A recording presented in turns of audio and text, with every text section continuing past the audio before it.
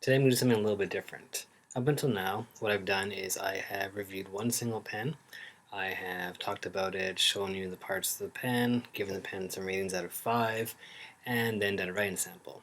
Today's going to be a little bit different because I have 1, 2, 3, 4, 5, 6, 7 pens I want to talk about. And the normal way won't work, and these are all kind of different, so I can't give them all like a blanket rating because they are all Parker Vacumatics, but they are not all the same. I'm going to put some of these down. So Parker is obviously a long-standing company, still producing fountain pens today, has produced them for a very long time. They produced these ones starting in the 1930s and until the end of the 1940s in the United States and a little bit longer into the 50s in Canada. They're interesting little pens. All these ones have gold nibs. Some of them are two-toned, some of them are not. All these ones have little jewels on them, and they all have end caps. And the filling system, which gives it the Vacumatic name. The filling system on all these ones is plastic because these are all during the war or post-war pens. And the metal that the original earlier plungers were made of was deemed a valuable war resource, so they couldn't keep using it. These barrels you can't really see here, but they are all clear, or not clear. There is clear cellulite and pearlescent cellulite laminated together, which is a process Parker kind of invented for these pens, which allows you to see the level of ink, because these are not pens with a sac, which was common at that time, using a lever to fill. These pens actually have a mechanism here, a plunger with a spring, and that is attached to a diaphragm, which sits there. When you press it down, it pushes air out, releases it, comes back up, and sucks ink in.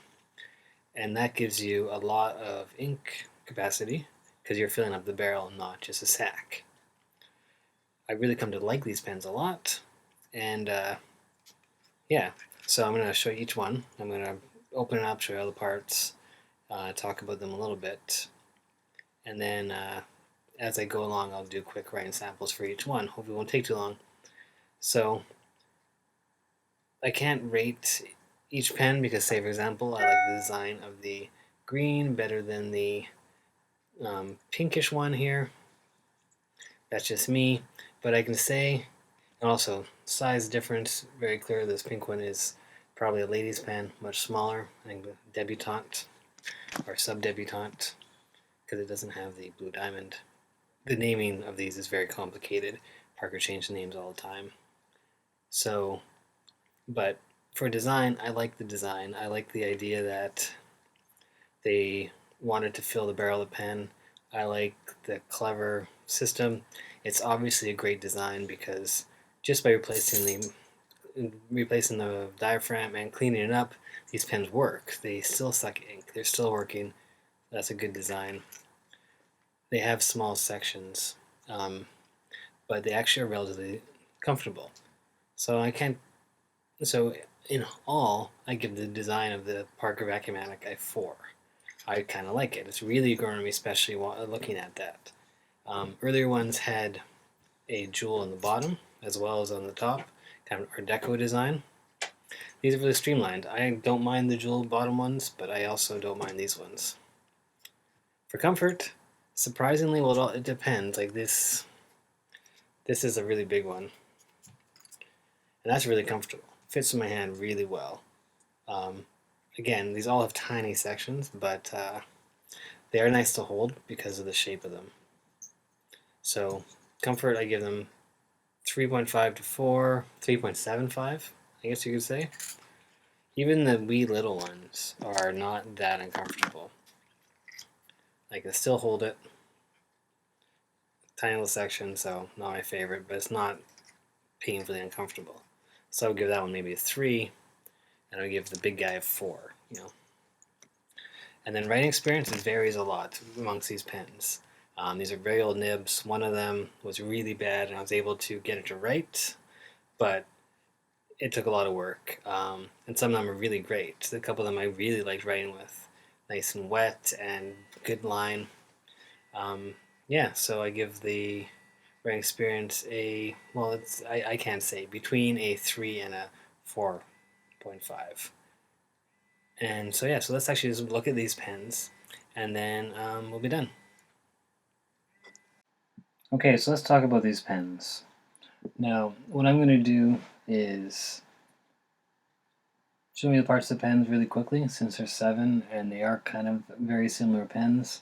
That should go relatively quickly, and then I'll quickly write with each one, show you how it writes, move on to the next one, and get through these as fast as I can. So this is obviously the Parker Vacumatic, and I'll quickly walk you through the parts. We have the cap, bullet-shaped, has the Parker arrow. This one here has the split arrow, which means that Parker is written down the side, and the fletching, I guess you'd call that, go out the sides. It's got a black shiny jewel. It's got a silver trim, like I guess rhodium plate maybe. It's got the blue diamond, which was Parker's mark of a lifetime guarantee that they used to mark the pens. The cap end's nice. It's got this chevron pattern that goes around and empty there and goes around there. It's a little bit loose, but it's not coming off. And that is the cap. Brings us to the barrel, and this is the shape of the Vacumatic barrels, where they're in there and they come out and they go around and they taper down. This one has a pretty good imprint, actually. Even if you can't read it, you can see that it's fairly crisp there. And while cleaning up and polishing it, I was able not to destroy that. And it has somebody's name engraved into it. This one has been monogrammed, and this pen was owned by someone named V.A. Walsh. And V.A. Walsh took decent care of their pen. I like that this vintage pen has that. Some people don't want pens with the personalization. I don't mind. I think it's kind of neat. The clarity of the barrel, because these barrels are kind of see-through. They tend to get, especially if they were left with ink in them, they tend to get pretty ambered. This one's not bad. Slightly ambered, but when you can still see it. It's got ink in it right now, so you can't see right through. But it's obviously the clarity in this one is good. The end cap fits nicely. Then we have the plunger. This works. So what I've done with all these pens is I've disassembled them. I've taken the clip off, the jewel out, polished those separately, polished the cap and the band. I've taken the section out. I've removed the nib and feed, cleaned those up, polished those up, polished up the barrel, cleaned it out, replaced the diaphragm that's in there, and this one I was able to reuse the whole mechanism because it still worked. This is good. Sometimes these plungers, you'll see they can get pretty ambered as well. This one's nice and clear. And all this pen was in decent shape when I got a hold of it, so I just really needed a cleaning, polishing, and replacing of the diaphragm. The nib was good. So let's show you how this writes. Oh, what I was going to tell you is that this one was made in 1943, is what as far as I can tell. So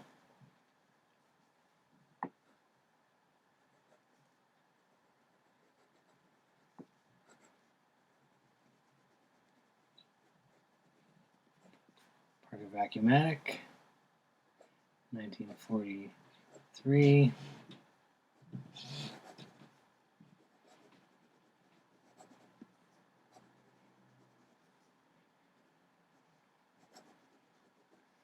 The Quick Brown Fox. Oh, I'm sorry, I went right off there.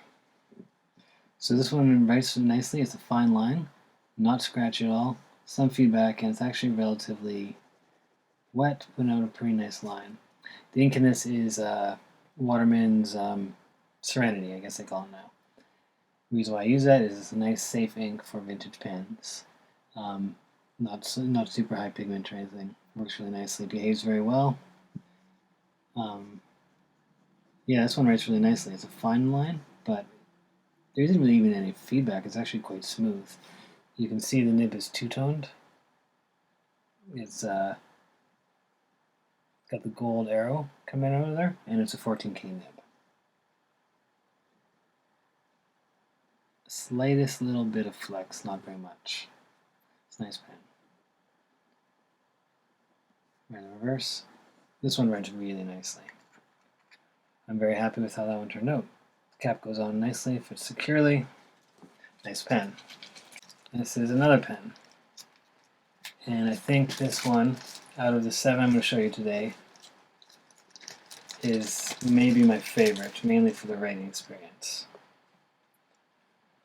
So, this is another one. This one's a fair size.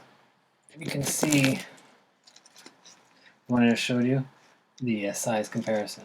Let's put it this way so we can see it better. This one's much, much bigger compared to my hand. Now this one as well, broke it down. It has this one does not have the lifetime guarantee blue diamond, but it is a split diamond clip. This one has gold trim, and it's kind of a goldy, bronzy color. I can't remember what they call it offhand. It's got a nice jewel, all really good. I take those off, polish them separately, polish cap.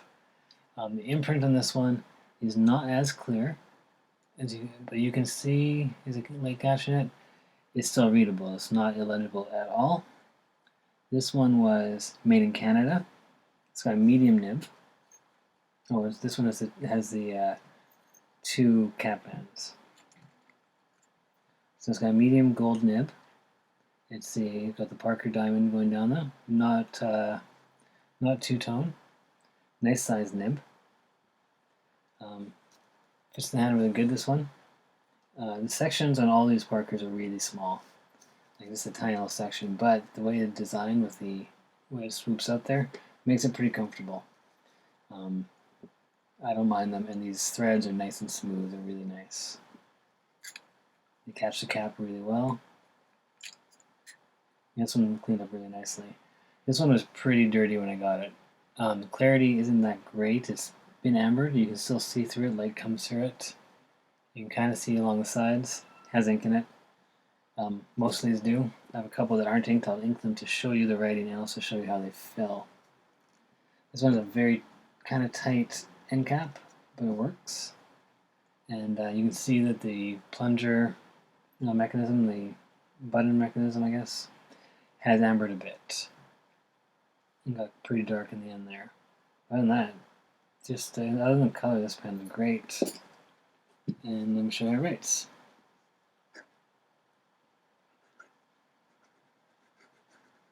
As you can see, it's a thicker line than that one.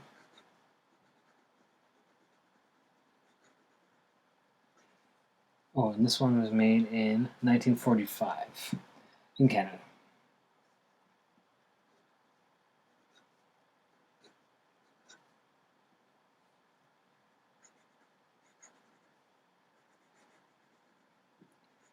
And you can see how dark this is. This puts out a lot of ink compared to the other one.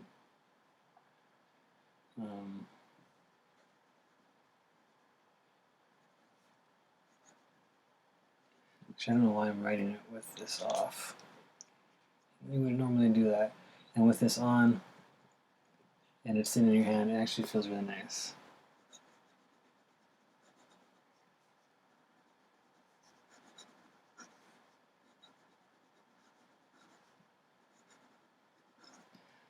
My favorite thing about this one is the amount of ink it puts out and the smoothness of the nib.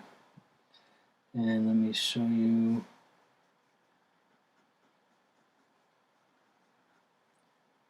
In reverse. And this nib is actually, another reason why I like it, really flexy. As you can see, when you do that, it puts out a lot of ink, but there's a lot of difference between there and there. And that's not, I'm not even pushing very hard, it's just coming kind of naturally. So that is that one. That's number 2. Now this next one here is a little more problematic. This one, the cap wasn't fitting, Very ambered. It was filthy. Whoever put it away it was kind of disgusting. Even now, can you see? Yeah, you can see very little light coming through on the edges there, and it is very ambered and yellow. Whoever put away gross. The cap came out really nice. This one has a chevron pattern as well. It's a silver trim, and it's got a two-tone nib. Now you can see here where the problem comes. That nib did not originally look like that. This nib had been so smashed. One of the tines was kind of clipped off, so I had to kind of cut it back and try to make it into a stub. So it's not the best writer. It's actually not bad now, and it writes as a stub. It's a homemade stub, but it does write, and that's kind of the most important thing. This one's kind of the smaller size. Not small, I guess the normal size, the standard size. The imprint on it is readable but faint. Tells me this one was made in Canada, 1945 again. Trim came out really nice on this one. And cap fits really nicely. Some ambering to the mechanism there. So again, took it apart, cleaned it up, did what I could with the nib, and polished it up, replaced the diaphragm. So let's write with this one. I'm going to drag my hand through those swoops there. Let's see if I'll write right off the bat. No. Yep, it should work now.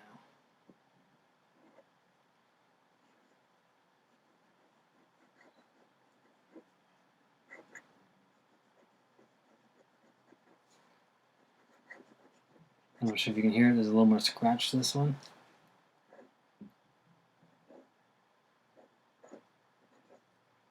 I've done some smoothing to it. I probably need to do a little bit more. But you're right, so it definitely wasn't writing when I got a hold of it.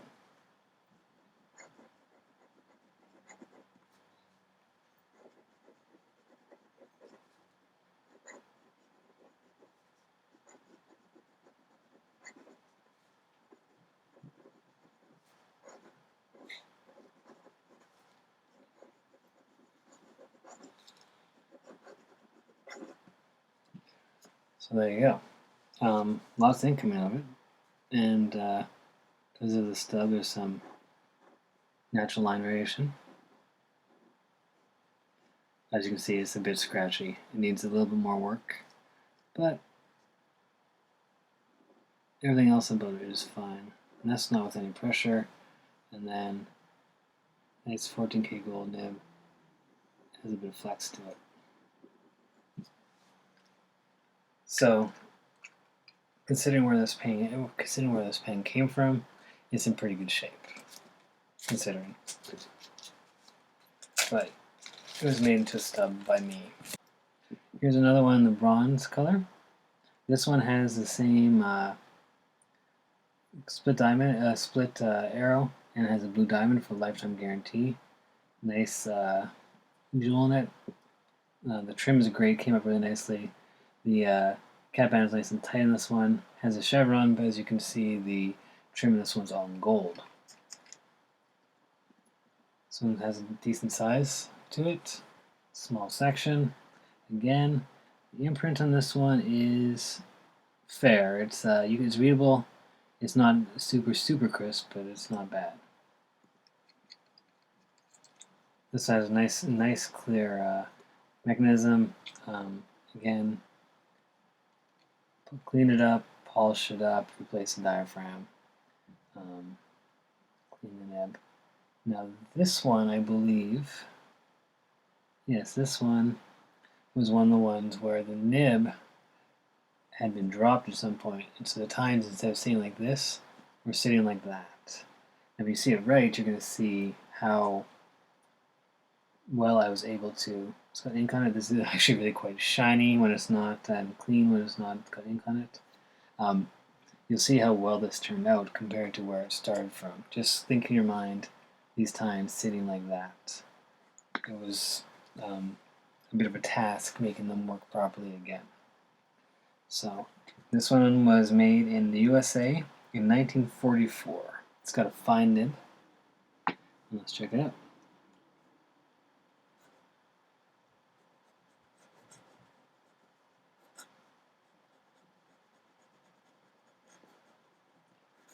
Maybe you can pick that up. It's almost scratchy. It's not quite scratchy, but definitely has feedback.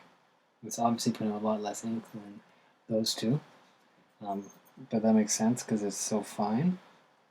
This is a 1944. Oops, it's been 9 there. 1944, and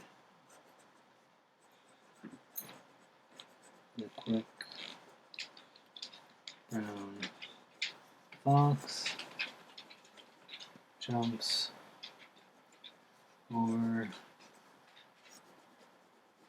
the lazy dog.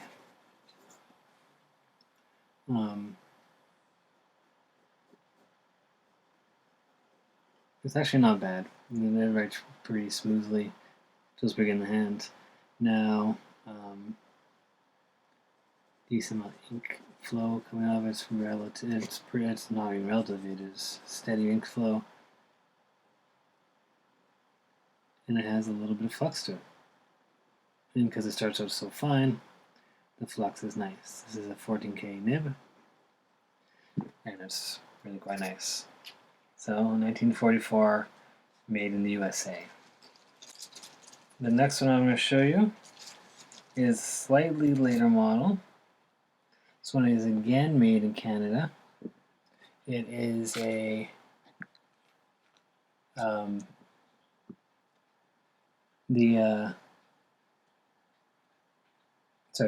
this one's a small one, as you can see in my hand.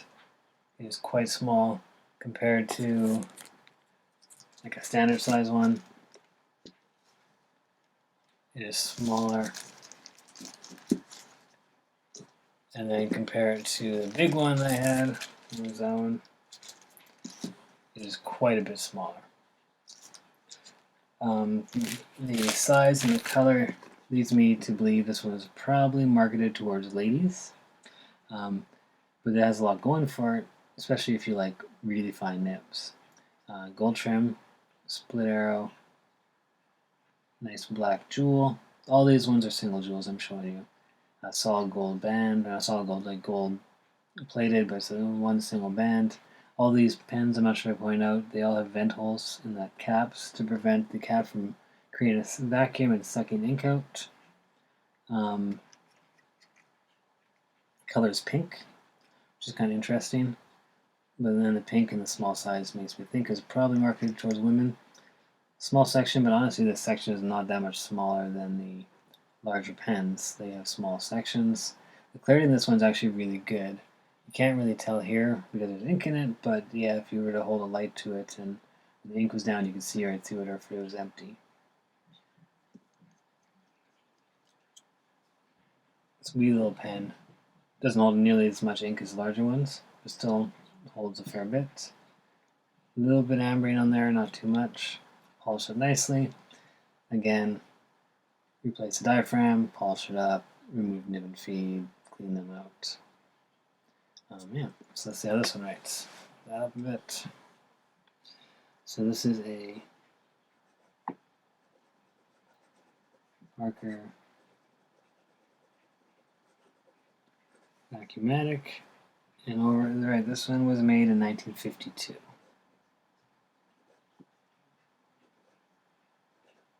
And it was made in Canada, which I believe made these a little bit longer than the factories in the US made them. So this nib is an extra fine nib, as you can see, but it is very smooth, especially for an extra fine nib. This reminds me of writing with fine or extra fine nibs from Japanese companies, which tend to be very, very fine, have some feedback, but don't be smooth to write with. And I find that here as well.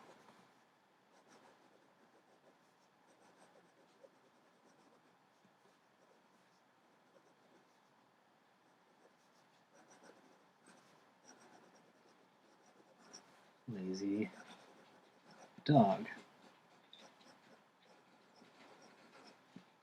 Yeah, it's actually quite nice to write with. And even though it's a fine line, it's putting out a reasonable amount of ink. Yeah, I have no problem with that whatsoever. Slightest little bit of flex, not very much. This is a pretty hard pen. In my mind, I imagine it was owned by a lady who maybe kept the books and used this to fill in those tiny little account ledgers with small little numbers.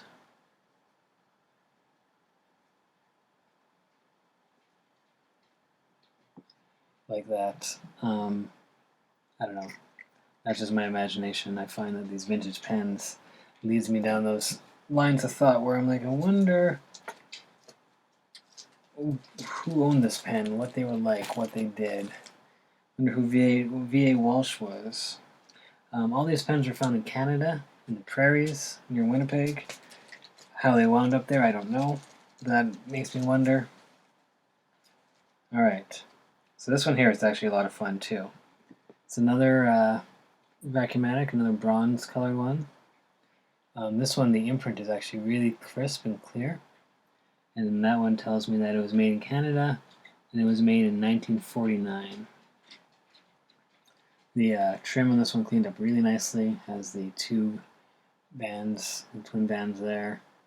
Not a blue diamond, but split arrow design. Nice black jewel. Clarity in this one is fair. A little bit of ambering. Pretty good on there. Not that much ambering. Yeah. And this one was another one that had a problematic nib. It was also bent. This one, I believe, instead of being bent like this, was bent like this. And I was able to actually align them and bring them together. And I'm actually pretty proud of that because I wasn't sure I was going to be able to. Now let me show you how it writes. This one is an extra fine line, but it has a little bit of a surprise at the end. So, as you can see, that is the finest line of any of the ones we've looked at so far, compared to the rest of them. That is the finest line, made in 1949.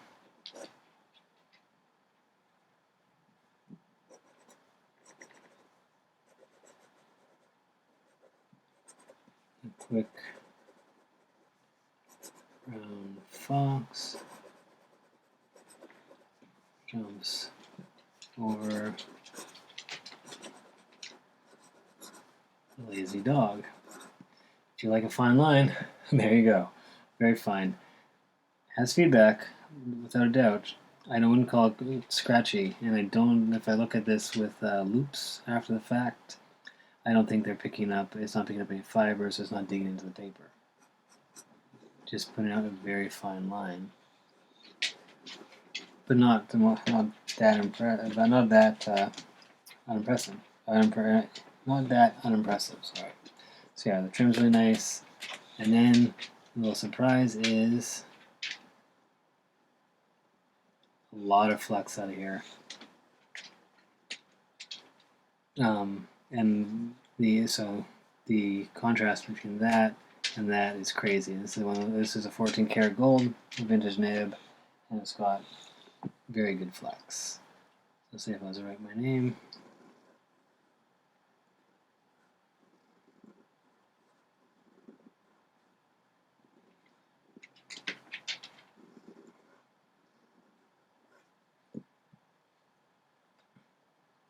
It looks pretty cool. So that's an interesting pen. It's got the breather holes, or the vent holes, or whatever you want to call them, in the cap, and yeah. This one's a really nice green color, and it is not inked up. And you can kind of see the clarity of it. The clarity is very good. Can you see how my finger is? You can see my finger through there, the shadow going by. Without ink, you can see it's slightly ambered, but not very. So this is you can even see, maybe you can see the breather tube that goes from the section of the feed into the ink chamber. I had to replace the breather tube in some of these pens. Some of them are okay. Got a really nice nib, and actually you can now in this one you can see what they look like, not with ink on them. And you see in this there's some scratching on the feed. For some reason someone carved RR74 into the feed. I feel like it must have been someone who was repairing the pen maybe. The imprint is okay. Actually, it's pretty good. Relatively clear. It says made in Canada. Parker Vacumatics has the patent number, and this one was made in 1953.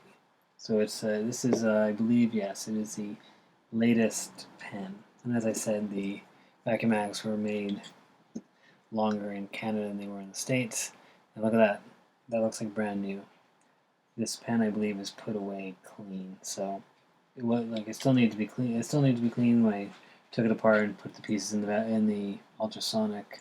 Ink did come off of it, but not like one of those bronze ones took a day and a half of just flushing and flushing and flushing and soaking and flushing before it got clean. So this one has no ink in it. And just to show you that I've taken these pens, I've replaced the diaphragm this one as well, of course, to a point where they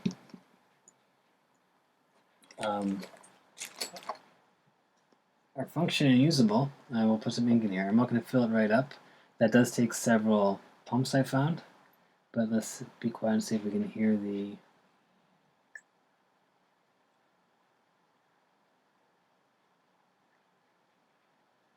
bubbling. And there is ink in the chamber. It's not full. I'll get one more. You have to leave it in there a couple seconds for the vacuum to bring up some ink.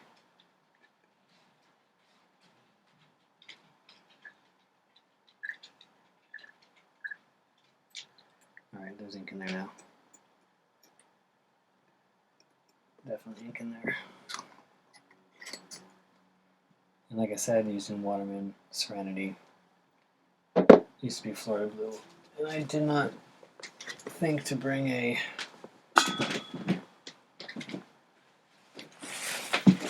tissue. There we go.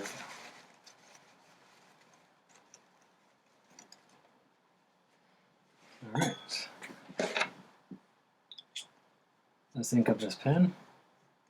Or the pen's inked up. Let's see how it writes. So this is the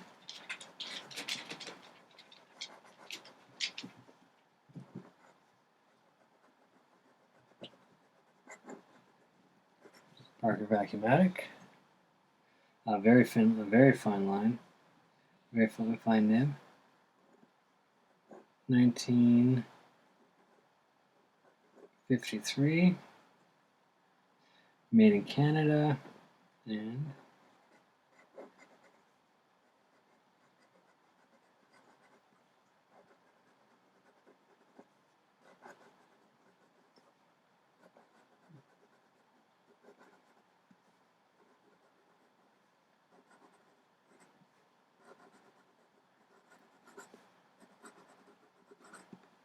it's a little scratchy, not terribly so.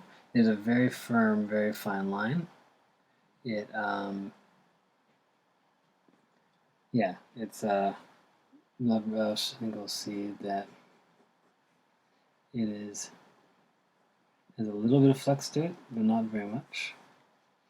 It is, ink comes out of it, it's not the wettest writer.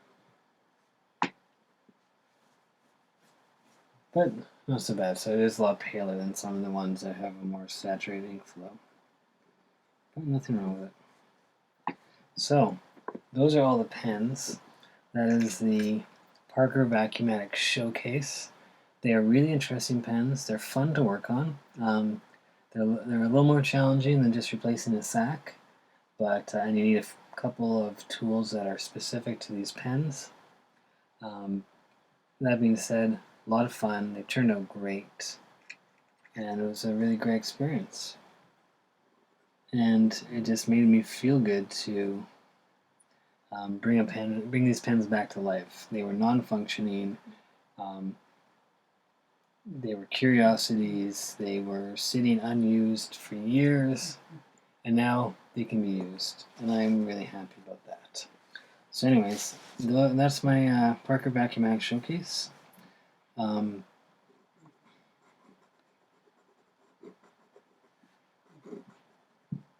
Thanks for watching. If you have any questions, leave a comment. If you have any comments, if you have any experience with these, feel free to talk about it below. Hit the like button if you like, and please subscribe if you feel like it. And until then,